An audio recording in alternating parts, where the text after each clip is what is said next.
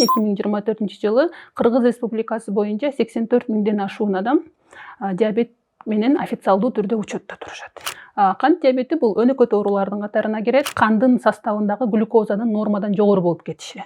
Симптомдор болушу мүмкүн. Бул баягы оозу кургап, көп суу ичип, дааратканага көп барып, арыктап, денесиндеги андай кытышып, ошондой болушу мүмкүн.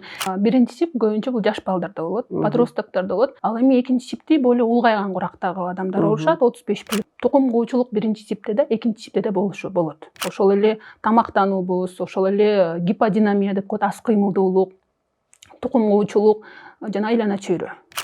Статистика боюнча айтылат, 30% тукум куучулук болушу мүмкүн, бирок 70% бул биздин жашоо турмушубузга байланыштуу дейт. Дагы айтып коет бизде диабет это не болезнь, это образ жизни депчи. Ошо сыңары биздин айлана чөйрөбүз, жеген тамагыбыз, кыймылыбыз бул чоң таасирин тийгизет.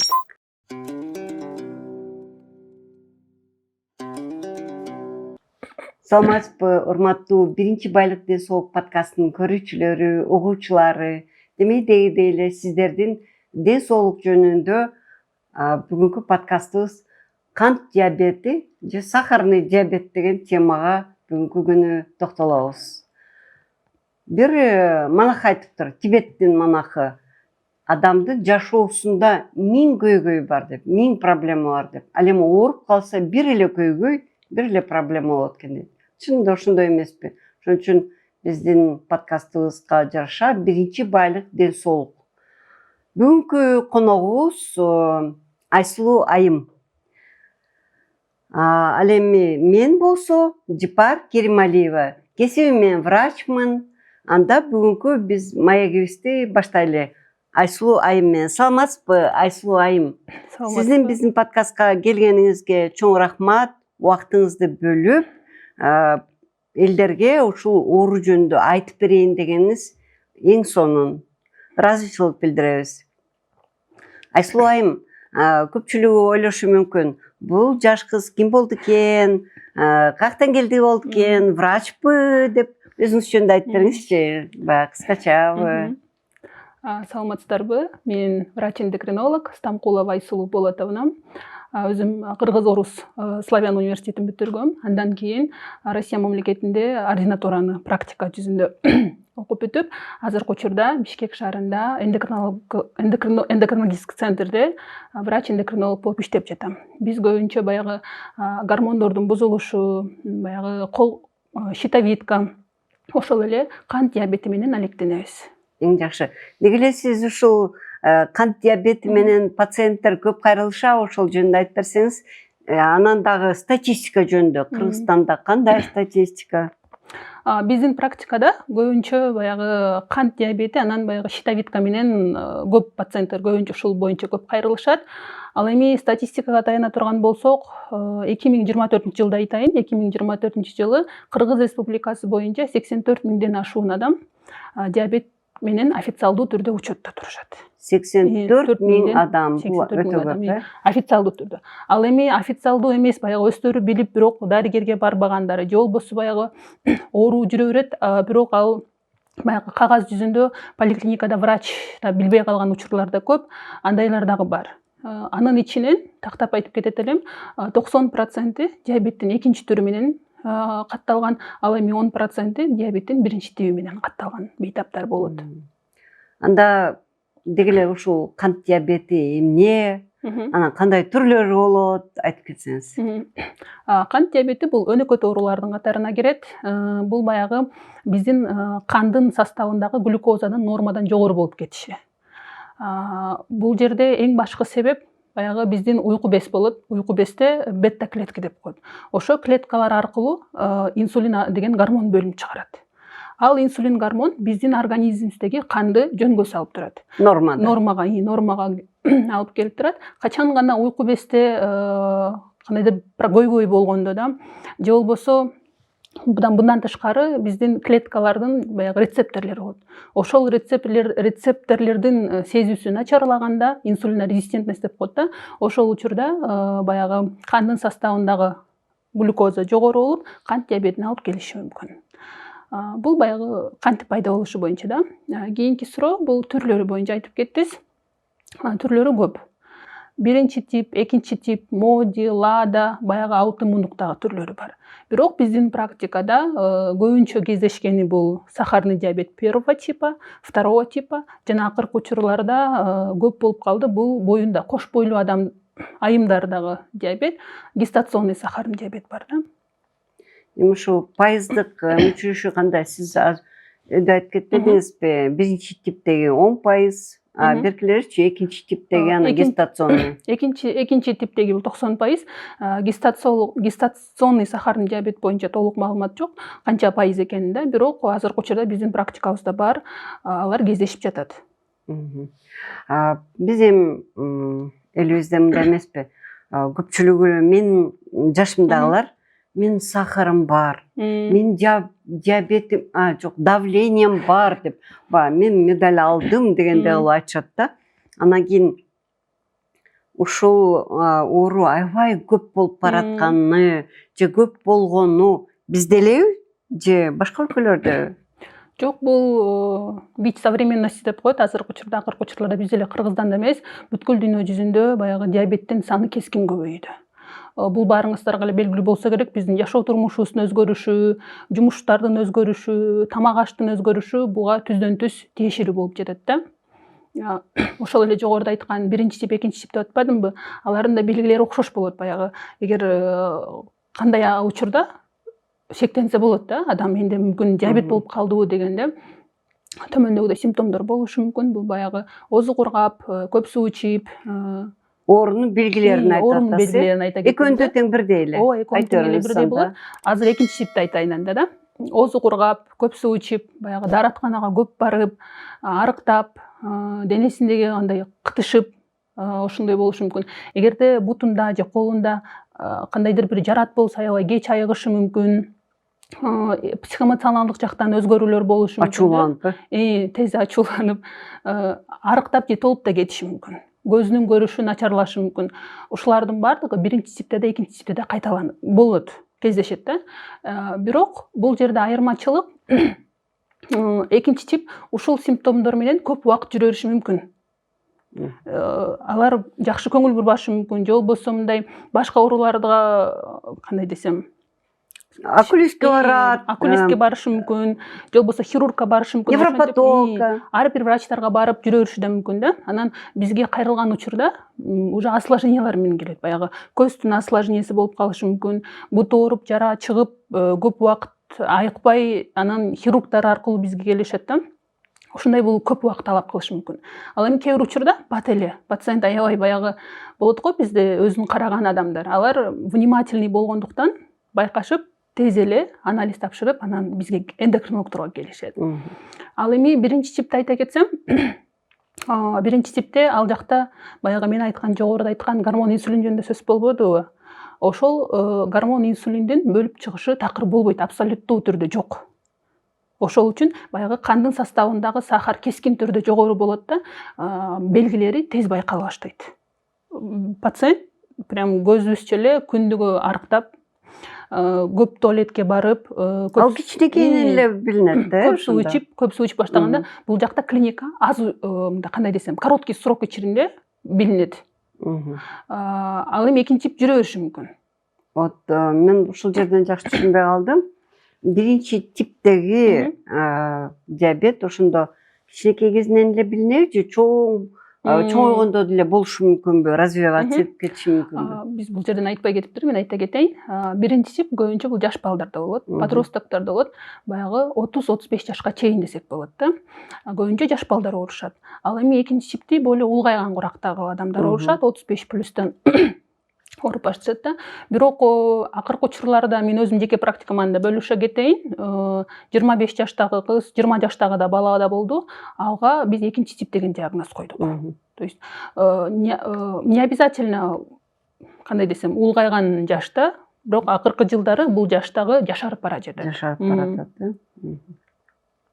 Анда бул жерден сөзсүз себептерине такалып кетели.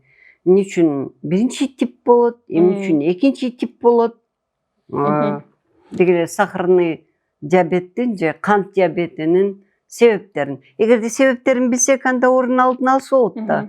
Ошол себептерин Эгер биринчи тип болсо, бул жактан бул оорунун алдын алуу эч мүмкүн эмес. Анткени дегенде бул аутоиммундук оору болуп эсептелинет. Баягы өзүбүздүн эле клеткалар, уйку бездин клеткалары өздөрүн талкалап, инсулиндин бөлүп чыгышына тоскоолдук кылат.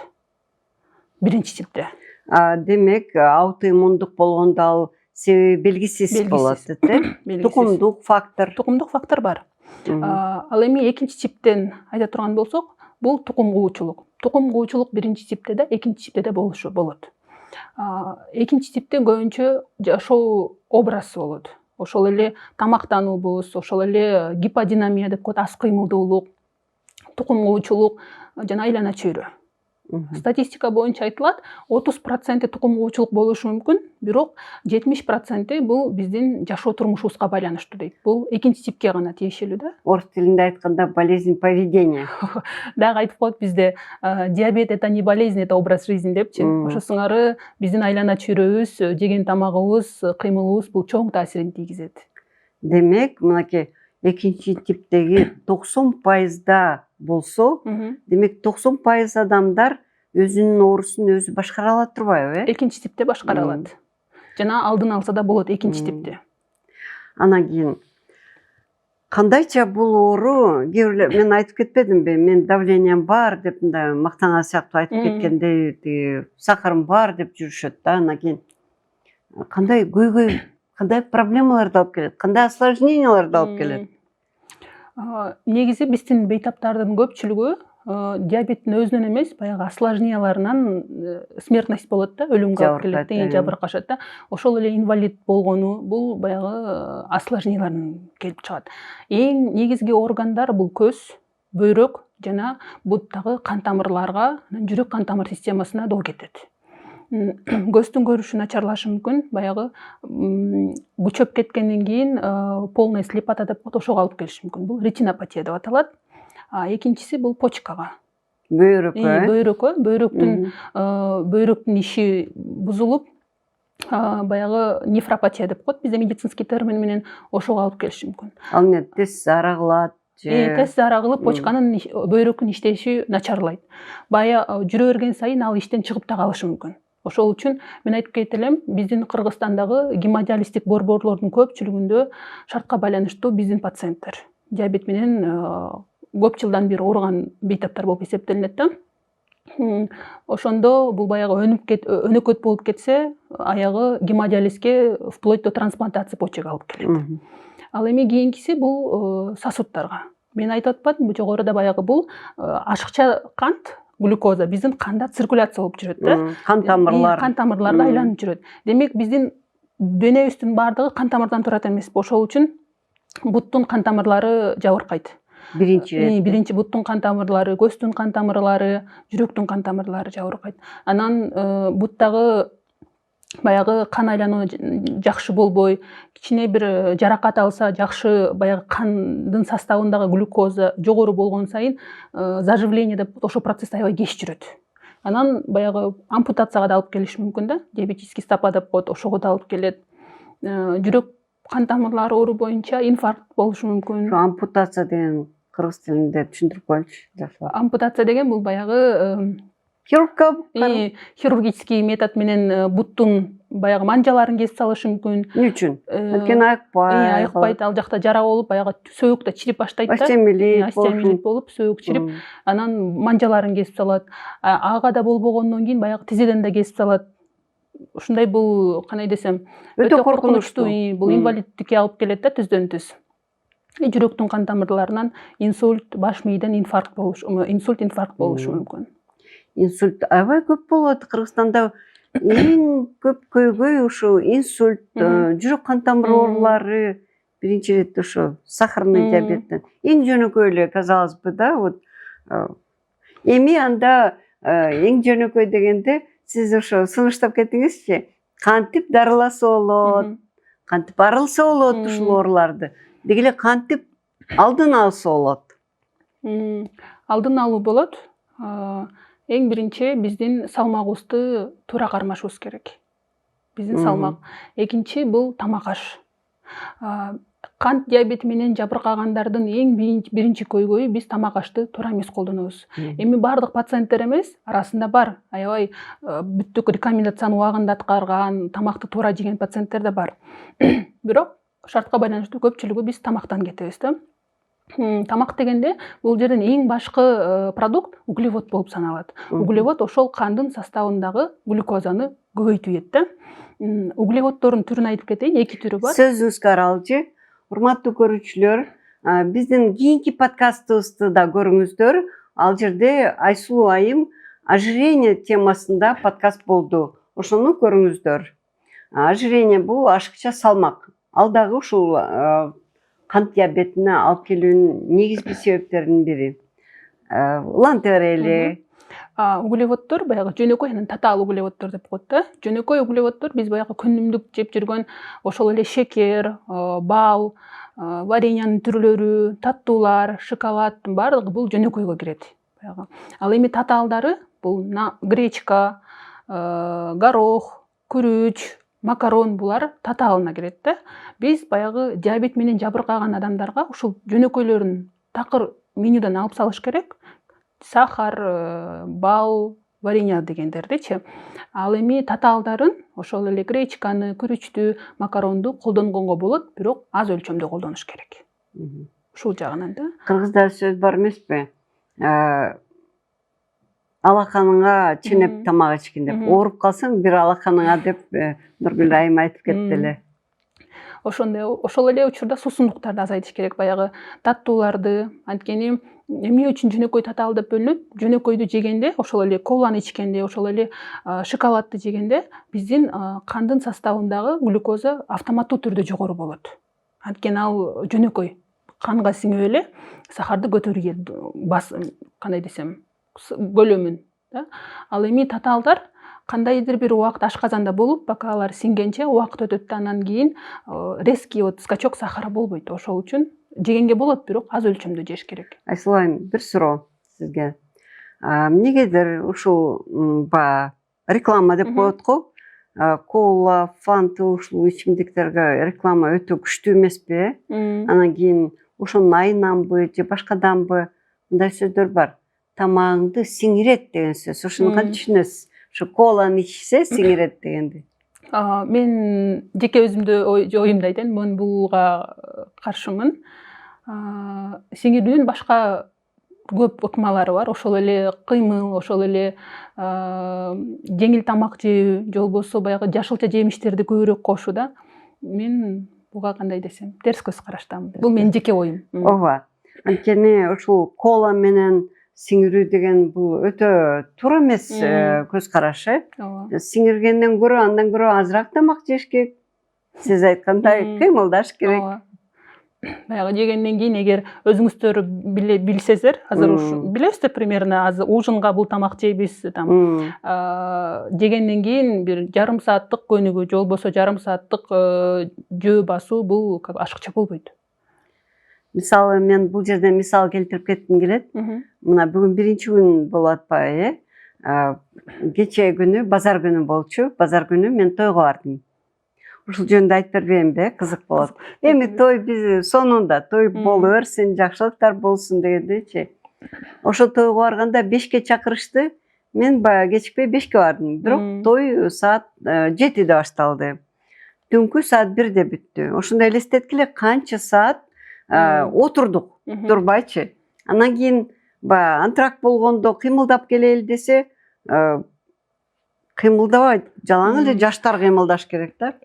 Анан ошо тамакты ичип берип, анан жанымдагылар айтып атпайбы, коладан ичип койгула, арактан ичип койгула, сиңет депчи. Анан ошондо күлкүм келди. Билем да, эртең Айсулуу менен ушундай подкаст болорун. Анан барын айттым, подкаст көргүлө депчи. Айтмакчы, бул жерден айтып кетким келет, урматтуу көрүүчүлөр, угуучулар. Биздин подкастка жазылыңыздар, көрүңүздөр. Биз аракет кылып, ушу врачтар чакырып, кыргыз тилинде, жөнөкөй тилде сиздер үчүн ушундай маалымат берип атабыз.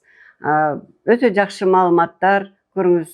Өзүңүз эле көрүп, тим болбостон башкаларга да сооп кылып бөлүшүңүз. Жана да өзүңүздүн суроолоруңуз болсо, бул жерге жазыңыз. Айсулуу айым жооп бересиз. Сиз сөз бересиз ушу көрүүчүлөргө жооп берем деп, мынакей. Аракет кылабыз. Анда ушул сахарный диабеттин дагы бир жолу айткым келет. Дарылоо боюнча. Көйгөйлөрүн айтып кеттик, ушундай аябай опасный көйгөйлөргө алып келет экен депчи. Анан кантип диагностика кылса болот? Диагностика боюнча бул эң жөнөкөй. Баягы манжадан колдон эле капиллярный кровь деп коет, ошодон алып сахар анализ на глюкозу деп коет. Ошону тапшырасыздар. Ачкарын тапшырыш керек эртең менен. Же болбосо венадан тапшырсаңыздар болот. Нормада эгер бармактан ала турган болсо 3,3 5,5 миллимоль на литр болуш керек. Бул бармактан алганда да. Эгер венадан ала турган болсо 7 миллимоль на литр деп коет, ошону ашпаш керек. Качан гана 6-9 болобу, 6-8, 7 болот, уже дарыгерге көрүнүп обследовать этип башташ керек. Потому что анткени азыркы учурда преддиабет деген да түшүнүк бар да бизде, ошондой да болуп калышы мүмкүн. Же болбосо истинный диабет да болуп калышы мүмкүн да. Сахар на глюкозу тапшырасыздар. Же болбосо башка анализ бар, гликированный гемоглобин деп коет. Бул анализ венадан алынат. Бул сиздин акыркы 3 айдагы сахарыңызды болжолдуу түрдө процент түрүндө чыгарып берет. Эң кандай десем, доверительный, как бы тагыраак көрсөтөт. Так көрсөтө турган анализдердин бири болуп эсептелинет. Ал эми кайсы жактан бизде азыр ушунчалык кандай десем доступ бардыгыбызда бар, бардык жерде. Сиздер өзүңүздөрдүн жашаган участок боюнча семейный врачка барып поликлиникаңыздардан сахар тапшырсаңыздар болот.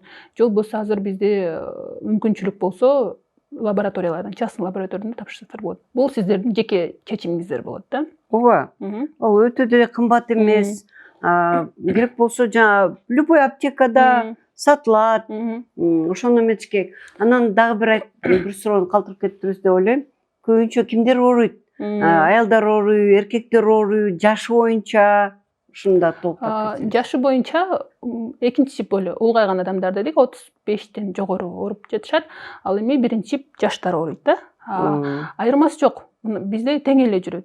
Аялдар, эркектерде мындай бөлүнүү көп деле байкалбайт биздин практикада. Жок эле дешет. Анан ушул жерден дагы кошумчалай кетким келет. Эгерде бул баягы сахар менен глюкоза, же болбосо гликированный гемоглобин бул баягы өздөрү билгиси келген үчүн адамдар үчүн болсо, ал эми диабет менен ооруган адамдар үчүн глюкометр деп коет, портативный аппарат бар. Ал сахарды бир өлчөгөндөн 30 секунддун ичинде көрсөтүп берет. Ал аппарат ар бир диабет менен ооруган бейтаптын колунда болуш керек. Бул өтө зарыл. Анткени биз кандай десем, биз пациент менен дайыма чогуу боло албайбыз да. Ал эми диабет бул эртеден кечке, түнүдө, күндүздө биздин пациент менен чогуу жүрөт. Ошол үчүн баягы өзүнүн ахыбалы жаман болуп кеткенде, же болбосо кандайдыр бир признактар болгондо, ошол замат сахарын өлчөп туруш керек. Ар бир бейтап диабет менен ооруганда күнүгө же болбосо 2-3 күндүн биринде сахарын өлчөп, көзөмөлдөп туруш керек. Качан гана нормада болсо, же болбосо сахар нормадан түшүп да кетиши мүмкүн. Нормадан жогоруда болгон учурда баягы өзүнүн лечащий врачына келип, лечениясын алмаштырып, же болбосо дозаларын азайтып көбөйтүшү шарт да. Ошол үчүн бул аябай керек. Кайсы таблетка, кайсы дары жакшы жардам берет? Бизди көрүүчүлөр, угуучулар ушул суроону аябай жакшы көрөт да. Анан кийин мен дагы ошо суроолор боюнча ушул суроону берип атам. Кандай десем, бул жерде ар бир пациентке индивидуалдуу түрдө подход керек. Анткени ар бир организм башкача. Бирөөнүн почкасы жакшы иштейт да, бирөөнүкү нормадан кандай десем, азыраак иштейт да, слабо иштеши мүмкүн. Ошого жараша таблеткалар таңдалып берилет. Өзүм билдикке салып, же болбосо кошунам айтты эле, тууганым айтты эле деп берген рекомендацияларды ичпей, эң биринчи айтып кетет элем, бейтап врачка келип, жок дегенде семейный врач, терапевт бар бизде да, ошол врачтарга келип, көзөмөлүндө болуп, анан гана алар сунуштаган сиздин организмге лайыктуу болгон дары-дармек жазып берет, ошону гана ичиш керек да. Мындай деп айтышат. Мен бир көз ачкы бардым, мен хиджама жасадым, даба бирдеке сиздин мына жашсыз, сиз канча жаштасыз өзүңүз? Кечирим сурайм. 27-де. 27-де. Азыр сиздин айтканыңызга жараша да 35-теги каралар деп айтып атасыз. Мен 65-те. Анда так эле. Ошол көз карашыңыз кандай? Сиздин көз ачкыларса, же элдик методикалар кандайча жардам берет? Жардам бере турган түрлөрү барбы? Азыркы учурда медицинада бизде бөлүнөт да, доказательный медицина, анан баягы нетрадиционный медицина депчи. Мен өзүм практикамда доказательный медицина менен иштеген врачтардын катарын толуктайм. Жеке менин оюмда ошо хижама, баягы баттарды колдонгон, же болбосо баягы китайский, азыркы учурда аябай реклама болуп кетпедиби? Китайский, американский деп аябай мактануу менен айтабыз да. Ал реклама, бизнес. Ооба, ошондой колдонгон адамдарга мен жеке оюм боюнча мен каршымын. Анткени кандай гана биз укмуш американский, японский бат ичпейик, таблетка ичпейик, ар нерсенин жанагы пайдасы анан зыяны бар. Айтып кетет элем, ар бир ичкен таблеткабыз биздин организмде ошол эле биздин бөйрөк анан боор аркылуу сыртка бөлүнүп чыгат. Бул баягы биздин бөйрөк менен боорго ашыкча кандай десем бир нагрузка болуп атат да иштегениндечи. Жок, мен такыр ичпегиле деп айта албайм. Эгер кандайдыр бир дефицит болсо, ичиңиздер толуктаңызса, бирок баягы нормадан ашык ичкенге болбойт. Ошол эле баттарды, хижамаларды мен өзүмдүн жеке практикамда сунуштабайм аны. Бул жерден айтып кетет элем, сиз өзүңүз жашыңызды айтып кеттиз. Мен үчүн кызык, сиз акыркы жолу качан сахарыңызды өзүңүз өлчөп көрдүңүз эле, нормасы кандай чыкты эле? Анткени сизде баягы мен жашын айтпадым, 35 деп, ошол жашка кандай десем кирип каласыз да. 35 жаш. Экинчи типтерин. Мен үчүн 35 жаш, ал жашта.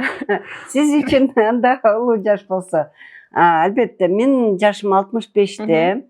Мен өтөгүдө айтып кеттим, мен да врачмын депчи, ушу өзүм дарыгер болгондон кийин опытым эми жетиштүү болгондуктан кийин мен бул орунду билем да кандайча депчи. Мен дайыма таразам бар, күнүгө ошону коюп эртең менен өзүңдү салмак болуп калганын байкайсың да. Көзөмөлдөп турасыз. Көзөмөлдөп турам. Мен кыймылдайм.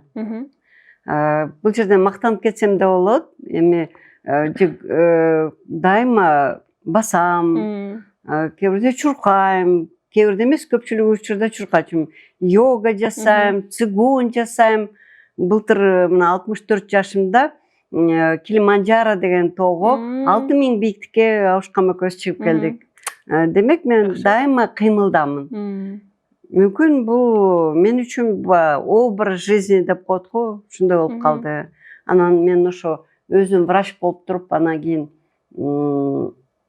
андай кылбасам болбойт да. Ошон үчүн биз мисал болушубуз керек, бул жерден. Туура. Анан мен дагы сизге толуктоо айтып кетейин. Ушул проблема менен, мисалы жакында эле менин таанышым сосудистый хирургка барып, жана варикозный расширениясын жасаган барыптыр да, ал жерден жакшы врач айтыптыр. Биринчи сахарыңызды текшериңиз депчи. Ошо сахар аябай бийик болуп чыгыптыр. Ошон үчүн биздин кесиптештерге да айтып кетким келет. Урматтуу биздин кесиптештер, бул ооруну унутпайлы. Мына Айсулуу айым айтып кеткендей, бул оору жашарып барат. Керек болсо 20 жашында эле экинчи типте коюлат. Эмне үчүн? Анткени отурат, кыймылдабайт. Ушул жерде кошумчалап кетейин, кечиресиз. Экинчи тип менен ооруган баланын тукумунда өзүнүн апасы, анан бир тууган байкеси да диабеттин экинчи тип менен жабыркайт. И бала өзү да мындай толугураак бала болчу, стандарт эмес, ашыкча салмактуулугу бар. Апасынын айтуусунда тамак аштан кандайдыр бир баягы фастфуддарды, суусундуктарды, колаларды көп ичкендиктен бардыгы фактор риска да бар болчу да бул балада, жана өзүнүн жашоо турмушуда кошумча болуп кетти деп мен ойлойм да булчу. Албетте. Апасы, атасы толук болсо, анда балдар да толук болот да. Эмне үчүн? Анткени ошончо көп тамак жешет. Ошолор жешет. Ошону анан кийин генетика деп айтканга да болбойт да бул жердечи. Образ жизни болот да, жашоо турмушу. Мен жана оюмду унутуп койдум, эмне жөнүндө айтып атканымды эстетиңизчи. Сизге хирургтан, сосудистый хирургтан. Ооба, сосудистый хирург, биздин ошо коллегаларга айткым келет. ортопедтерге, ошол эле окулистке, невропатологко эң биринчи мына Айсулуу айым айтып кеткендей, сахарный диабет бул 21 кылымдын көйгөйү деп айтпадыңызбы, бич депчи. Демек, эң биринчи иретте сахарный диабетке общий анализ крови, мочи сыяктуу эле тапшырыш керек. Эң эле жөнөкөй анализдер. Мейли тиги Баткендин эң глубинный айылында турсаң да мүмкүнчүлүк бар. Бул сахар бардык поликлиникаларда бекер болот. Баягы мен айтып аткан 3 айлык сахарды азыр бекер. 1 жылда бир тапшырып койсуңуздар болот аны. Дарылоонун ыкмаларын айтып кетсеңиз. Дарылоо ыкмалары боюнча бул жерден кайсы тип экенине жараша болот да. Эгерде биринчи типтики башкача болот. Анткени жогоруда айтылгандай, ал жакта инсулин такыр бөлүнүп чыкпайт. Ошол үчүн биз бейтаптарга инсулин назначение кылабыз. Инсулин назначение кылганда алар күнүнө 4-5 жолу сайынып колдонушат. Анын эки түрү бар, болюс, базаль деп коет. Эртең менен кечинде, анан кийин жеген тамагына ылайыктап дагы күндө 3 маал тамак жесе 3 маал инсулин сайып турушат. Бул биринчи типтер. Ал эми экинчи типтерде бул жерден биз карайбыз, баягы психологиялык жактан да иштеши бул чоң ролду ойнойт да. Анткени эгер бейтап бизге жаңы келсем, сахарлары кандай десем, нормадан кичине эле жогору боло турган болсо, эч кандай осложнение жок болсо, при этом пациенттин веси стабильный, өзү аябай мындай дисциплинированный болот го, ошондой пациент болсо, минимальный доза таблетка берип, же болбосо диетадан кармап турганга болот. Эгер башында да. Эгер жакшы жардам берип атса, диетасын да улантып, дальше жүрө беришет. Эгерде осложнение болуп, кандайдыр бир бөйрөгүндө, боорунда көйгөйлөр, көзүндө көйгөй болушу мүмкүн да, уже осложнениелер кеткенде, ал учурда уже комбинированный деп коебуз, таблетканы кошумча инсулинди кошуп беришибиз мүмкүн.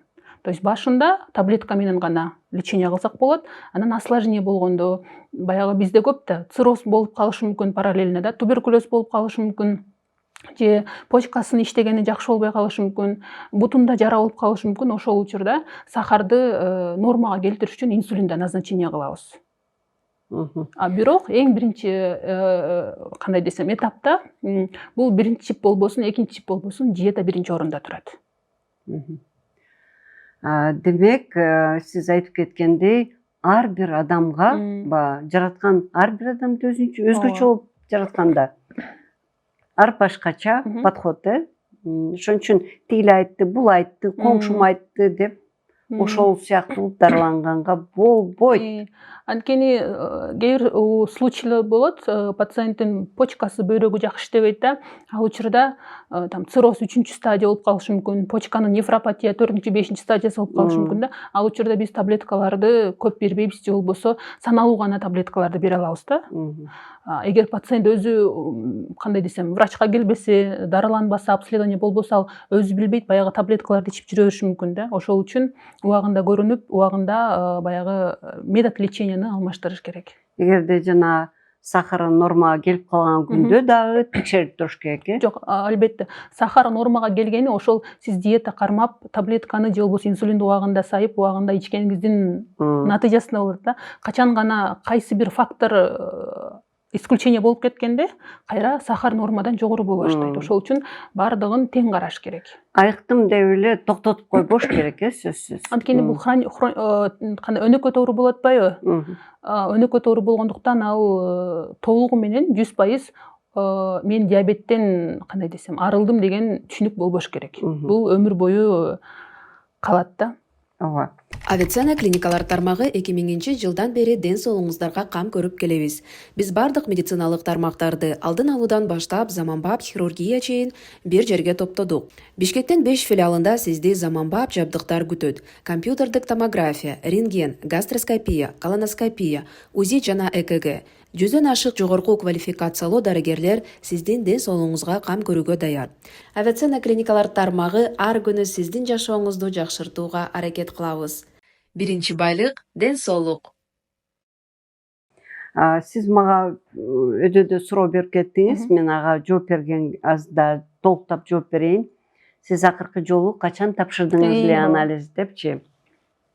Мен врач катары кеңеш берет элем баарына тең. 1 жылда 1 жолу эгерде өзүңдү жакшы сезсең, ооба сөзсүз жана чекап дегенди өтүп туруш керек. Чекап деген сөз эми мода болуп баратпайбы?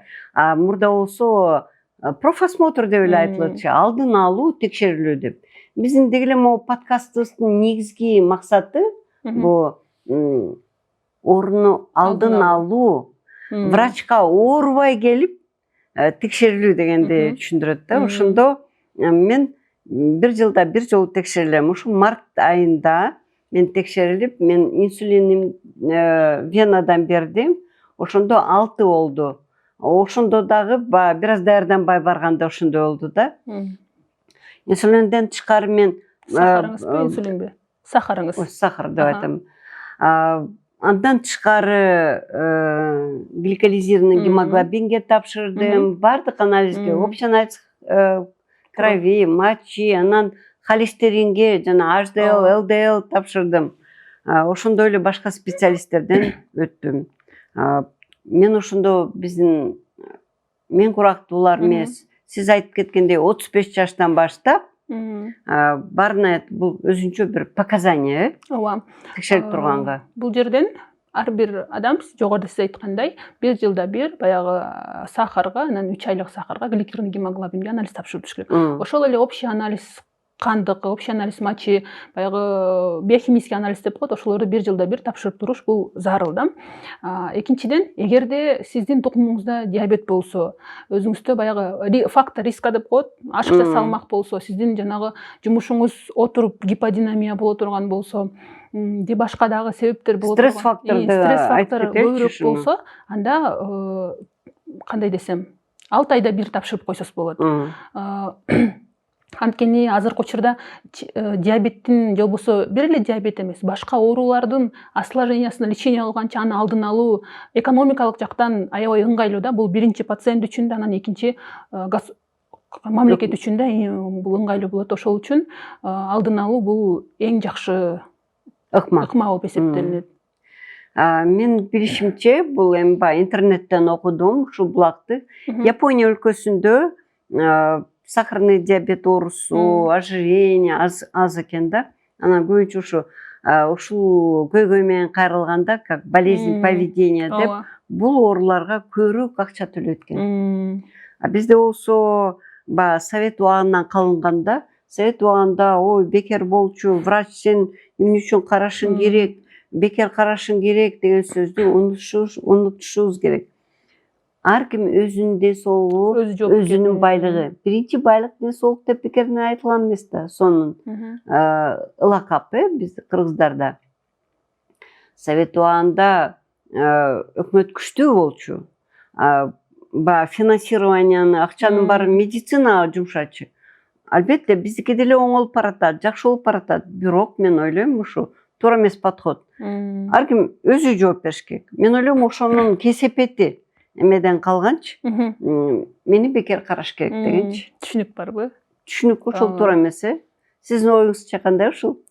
Менин оюмча, биздин вообще Кыргызстанда, Центральный Азия боюнча медициналык жардамды каалаган учурда, каалаган врачтан алып алат да. Бизде ушунчалык, кандай десем, возможность аябай көп. Ошол эле сиздер билип жүргөн Европа, Америка болсун, аялар айлап, жумалап баягы записке турушуп, анан барышат да. Ошондо дагы ай сайын жана эмне деп коет, страховка $500–700 чейин төлөшөт. Бизде каласызбы түн ичинде, калайсызбы онлайн форматында, офлайн форматында да, госпольницаларда баягы приемный покой деп коет, круглосуточный иштегендер да бар. Биздин Кыргызстан бул жагынан, кандай десем, пациенттер үчүн ыңгайлуураак. Ден соолукка. Шарттар көп эле, салыштырмалуу. Да. Дагы бир жолу Айсулуу айымба оорун алдын алууга, дагы бир жолу канча бир 5, андан көбүрөөкпү сиздин кеңешиңиз? Адис катары. Эң биринчи бул туура тамактануу. Правила, метод, тарелки деп коет. Мен баягы ожирение жөнүндө подкастта дагы бул жөнүндө айтып кеттим. Кирип окусаң, көрсөңүздөр болот. Туура тамактануу, ошол эле биздин баягы диабет менен жабыркаган адамдарга углеводдун санын азайтуу. Экинчи бул кыймыл аракетте болуу, дайыма физический физикалдуу жактан кыймылдоо.